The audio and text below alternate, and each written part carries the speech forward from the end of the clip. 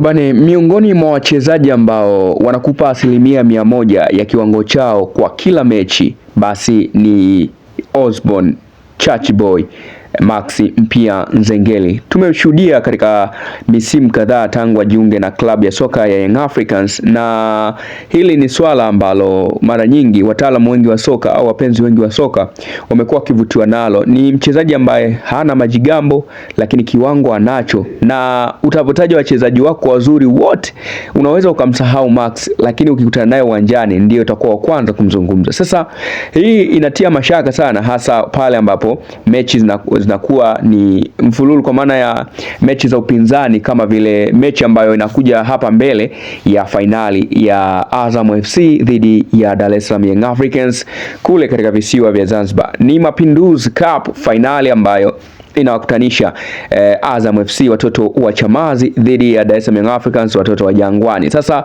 Florentine Ibenge ambaye ni kocha mwenye uzoefu mkubwa sana, lakini pia ni kocha ambaye amekuja kuonesha ni kwa namna gani yeye anahitajika kwenye ligi yetu, kwa maana ya mapinduzi ya kimpira ambayo amekuja kuyafanya. Sasa hivi amebadilisha ajenda kufanya kwamba klabu ya Azam kuwa miongoni mwa klabu ambazo zinaogopwa sana hapa nchini Tanzania. Makocha wengi walikuwepo, wakina Bruno Felix, lakini pia wakina Yusuf Dabo walishindwa, wakina Milod Hamdi, lakini Florentine Ibenge ni miongoni mwa makocha ambao wanajua wachezaji wazuri na wachezaji wabaya. Sasa kauli yake juu ya ubora wa kiwango cha Maxi Mpia Nzengeli hakika umetia mashaka kwa baadhi ya wadau wa Azam, wakiamini pengine hofu yake inaweza ikapelekea Azam FC kupoteza mchezo muhimu ambao wanautazama, kwa maana ya kufika fainali na kukosa kombe is like ni kama chizi kwenda umbali mrefu alafu then unarejea na makopo.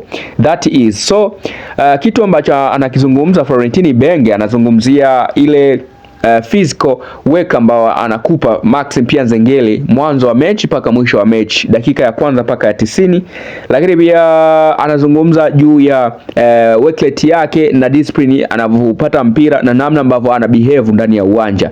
Ni tofauti na wachezaji wote.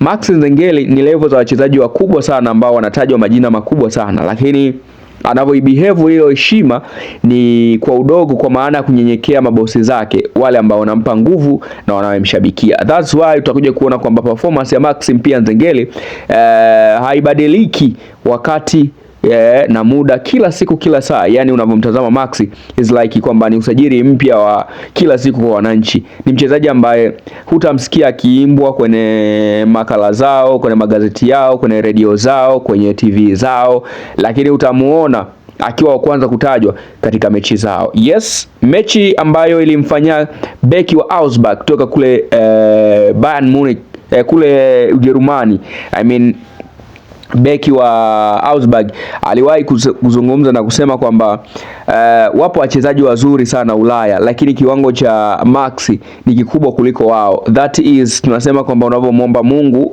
mafanikio, basi muombe na bahati, kwa sababu bahati inakuwa na mambo mengi sana ya baraka na mafanikio. Yani unaweza kuwa na performance nzuri, struggle kubwa, lakini bahati ukawa hauna, still maisha yako yakawa ya chini sana. So muombe Mungu bahati, muombe Mungu mafanikio kwa unyenyekevu. Kipaji cha Maxi Nzengeli kinatosha sana yeye kucheza ligi ya Ujerumani, kinatosha sana kucheza Uingereza, kinatosha sana kucheza Spain.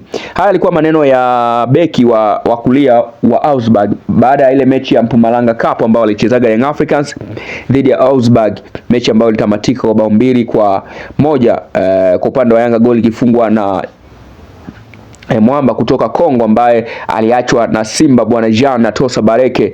Sasa Ibenge naye anarudia kublash maneno ambayo yamezungumzwa na watu wengi juu ya kiwango bora ambacho amekuwa nacho Maxi Mpia Nzengeli, the Osborn one and only.